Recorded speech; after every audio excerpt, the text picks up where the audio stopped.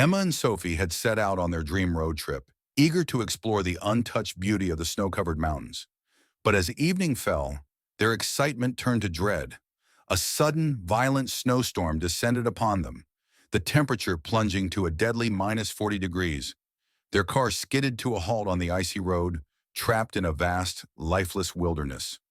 Snow piled higher by the minute, the wind's deafening howl shaking the vehicle as if nature itself wanted them gone. Inside the car, their breaths fogged up the windows, and the heater struggled to keep the cold at bay. Sophie clutched her jacket tighter, her voice trembling. "How long can we last out here?" Emma didn't answer, her eyes fixed on the white void outside. Then through the storm's roar, a sound broke the silence. Low, guttural, and haunting. A howl. The sisters froze, their hearts racing. Another howl followed, closer this time, filled with desperation. "Do you hear that?" Emma whispered. Sophie nodded, fear flickering in her wide eyes. Whatever it wasn't the wind. Something, or someone, was out there, waiting to be discovered. Emma and Sophie hesitated, staring into the swirling snowstorm. The haunting howls continued, cutting through the wind like a plea for help. Against their better judgment, they grabbed their coats and stepped into the icy abyss, their boots sinking into the knee-deep snow. Each step was a battle, the wind biting at their exposed faces and numbing their fingers. As they followed the sound, a shadowy shape emerged through the blizzard, a massive dog. It stood tall, its black and tan coat crusted with ice, its powerful body trembling from the cold. Its amber eyes locked onto them, fierce and unyielding, as if warning them to stay back. Just beyond, another dog lay partially buried in the snow, a golden Tibetan Mastiff, motionless except for shallow breaths. Its fur was matted with frost, and its labored breathing sent small puffs of vapor into the freezing air. "They're Tibetan Mastiffs," Emma whispered, awe and fear laced in her voice. Sophie gasped. "We can't leave them like this." The black and tan Mastiff growled low, its massive paws planted defensively in front of the injured one.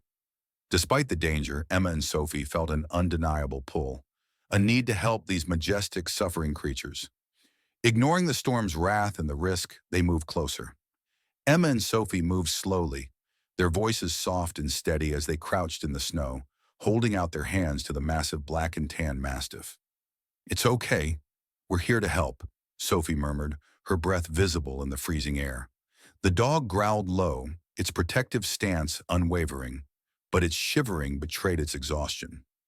Emma reached into her pocket, pulling out a granola bar, unwrapping it carefully before placing it in the snow and backing away.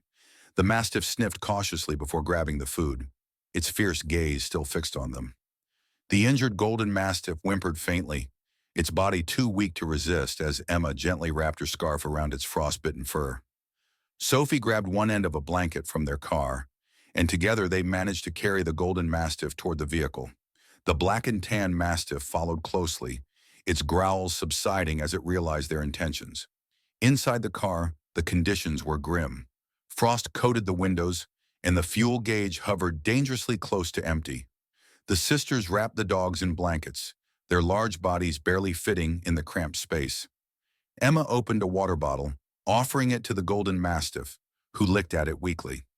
The black and tan Mastiff lay curled by Sophie's feet, its eyes heavy with exhaustion but softer now, a faint glimmer of trust forming. Despite the biting cold and dwindling hope, the car became a sanctuary, a shared fight for survival, where humans and animals began to depend on one another. As the wind howled and snow piled against the car, Emma and Sophie huddled closer to the Mastiffs, sharing their limited warmth. The storm outside was relentless, but inside there was a quiet determination. The golden Mastiff, now resting peacefully under layers of blankets, seemed to draw strength from the sisters' care. The black and tan Mastiff, ever watchful, occasionally nudged Sophie's hand, as if to reassure her that they were in this together. Emma stared out at the swirling snow, her voice quiet but firm. "Look at them. They've been through so much, but they're still fighting." Sophie nodded, stroking the larger Mastiff's frostbitten fur. "They're survivors, just like us. If they can make it through this, so can we. The Mastiffs weren't just animals anymore. They were symbols of resilience, their silent courage inspiring the sisters to hold on. What happened next, however, was something none of them could have foreseen, a moment that would forever change the course of their journey.